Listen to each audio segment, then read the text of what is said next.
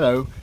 In May, it was reported by astronomers that they had discovered a new planet, not one connected with our solar system. This one orbits a red dwarf star, which is 55 light years away from us, a much smaller kind of sun to ours.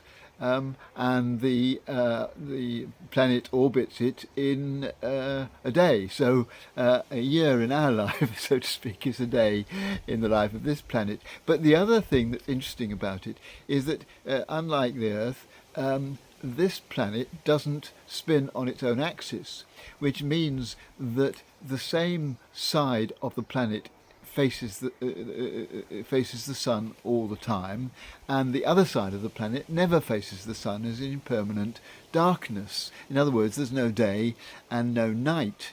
And it led me to think about how important it is to us to have days and nights. The night's not only opportunity to rest and recover and get some sleep, but also an opportunity to look at the sky in a different way, and also the division into days and nights gives us a sense of rhythm, a sense of routine to our lives, which we wouldn't have if we had light all the time. And similarly, if we never had day, how awful that would be. I know some parts of our globe do have very long hours of darkness, but the idea of having no daylight at all, nothing would grow, there wouldn't be that joy of just sitting in the sunshine, there would be no sense of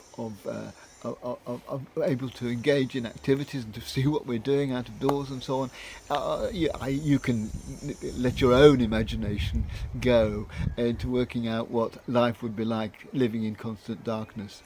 So I just want today I'm interested in the very first thing that God did in the creation story in Genesis, that mythological description of how the earth came into being, was that God separated the light from the darkness. He created day and night, and I'm so pleased that that's how the earth is, because today I just want to celebrate the fact that we have days and we have nights.